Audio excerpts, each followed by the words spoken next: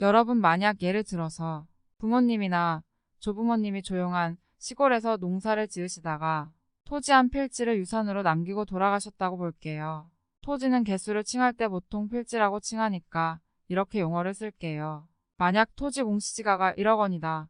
그런데 동네의 부동산을 통해서 알아보니 주변 시세가 만약 4억 정도로 형성이 되어 있는 상황을 확인을 했다고 가정하겠습니다. 이런 경우에 만약 상속세 신고를 하지 않는다면 여러분은 취득가액 1억 원짜리 토지를 취득한 걸로 보기 때문에 나중에 제3자에게 해당 토지를 4억 원에 팔게 된다면 양도세를 납부해야 하는데 이 양도세의 계산식을 보면 양도가액 4억 원에서 해당 취득가액 1억 원을 차감한 3억 원에 대해서 이제 양도소득세를 내는 경우가 발생합니다. 안녕하세요. 도리부동산입니다. 오늘은 일반적이지는 않지만 일생에 한 번씩은 알고 넘어가야 할 세금입니다. 즉, 상속세에 대해서 알아보겠습니다.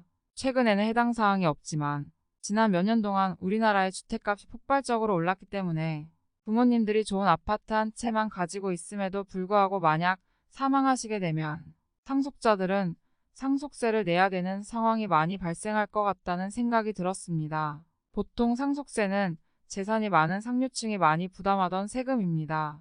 맞아요. 일반적인 저희들은 해당 사항이 없는 경우가 많지만 물가 상승률에 맞춰서 법률이 개정이 되어야 하는데 법률이 그대로인 상태라서 앞으로는 상속세가 우리에게 많이 가까워진 상태라고 볼 수 있습니다. 물론 여러 법조계에서나 사회적 단체에서 이 상속세에 대한 개정 요청을 지속적으로 이루어지긴 했습니다. 그러나 언젠가는 법률이 개편이 되더라도 나한테 적용이 되느냐 안 되느냐는 정확하게 알 수는 없는 현실입니다. 다시 말하면 상속이라는 자체가 우리가 시점을 전혀 예측할 수가 없기 때문에 개정된 사항이 적용 안 될 수도 있습니다. 그렇기 때문에 이제 대비책이 반드시 필요하다라고 말씀을 드리고 싶어요.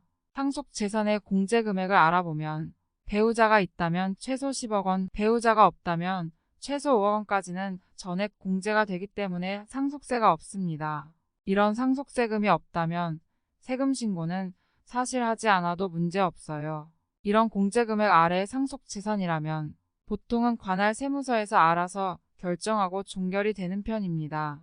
납부할 세금이 없으니까 가산세는 당연히 없을 겁니다. 하지만 이렇게 상속세가 없음에도 불구하고 상속세 신고를 하는 경우들이 많이 있는데요. 이유가 뭘까요? 생각해 보신 적 있으신가요? 양도세를 계산할 때 취득가액이 들어가는데 취득가액에 대해서 한번 알아보는 시간을 갖도록 하겠습니다. 우리가 상속재산이라고 하면 여러 가지 자산이 있겠지만 그 중에서도 부동산이 특히 여기에 해당이 되는데요. 상속이 발생하면 사망하신 분이 소유하고 있던 부동산이 상속인들에게 상속을 원인으로 해서 등기 이전이 실행됩니다. 이 이전 과정에서 취득을 원인으로 한 취득세가 발생하고 상속 등기를 진행합니다.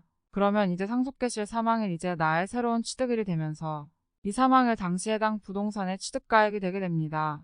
그런데 이제 토지나 단독주택 같은 경우에는 대다수의 경우에 시가 확인이 어렵기 때문에 기준시가로 신고를 하거나 결정이 됩니다. 아파트는 유사한 매매 사례 가액들이 있기 때문에 해당 가액으로 결정이 될 확률이 매우 높습니다. 근데 이제 특히 단독주택이나 토지는 비슷한 사례들의 적용이 어렵다 보니 해당 시가와 기준 시가에 대한 갭 차이가 정말 크게 나타납니다. 그래서 상속세 신고를 안 하고 그대로 넘어가게 된다면 국세청은 거액 기준 시가로 결정을 하게 됩니다. 말로 설명하니 어려운데 예를 들어서 설명을 해보겠습니다. 부모님이 시골에 토지 한 필지를 유산으로 남기고 돌아가셨어요. 확인해보니 이제 토지 공시지가가 1억 원이다. 하지만 근방의 부동산이나 어플을 통해서 주변 시세를 알아보니 이 필지의 시세가 약 4억 원 정도로 형성이 되어 있는 것을 발견했어요. 여기서 만약 상속세 신고를 안 하게 되면 나는 1억 원짜리 토지를 취득한 걸로 봐서 나중에 제3자에게 매도를 한다면 양도가액이 5억 원에서 이 취득가액 1억 원을 차감한 4억 원에 대해서 이제 양도소득세를 납부해야 하는 경우가 발생합니다.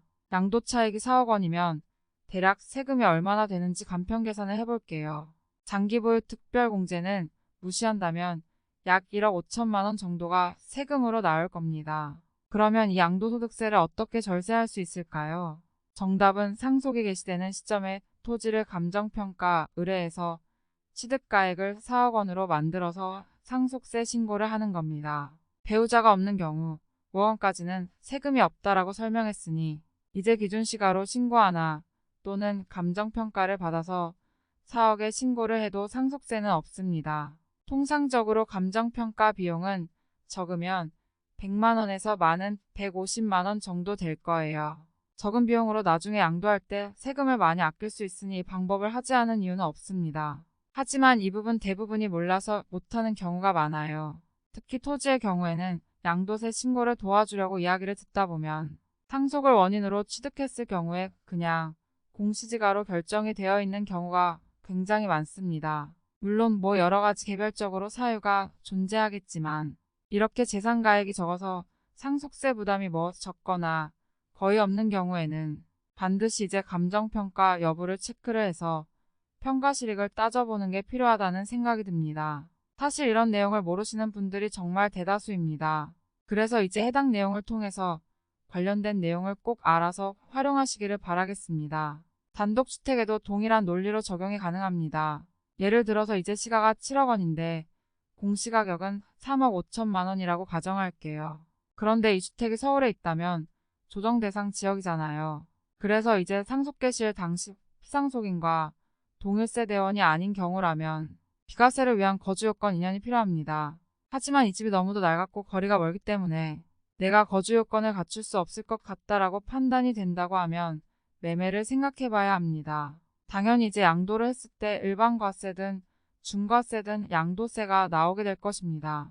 그러면 이제 동일한 논리로 내가 7억 원으로 평가를 해서 상속세 신고를 하는 경우에 그 상속세랑 공시가격인 3억 5천만 원으로 평가를 해서 상속세 신고를 한 뒤에 추후 양도할 때 그 양도소득세랑 비교를 해서 나한테 유리한 방향으로 끌고 갈 수 있어야 된다는 거죠.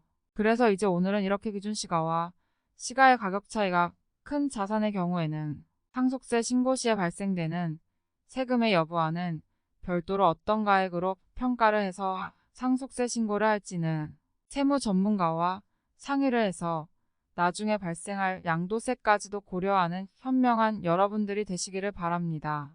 시청해주셔서 감사합니다. 구독과 좋아요 부탁드립니다.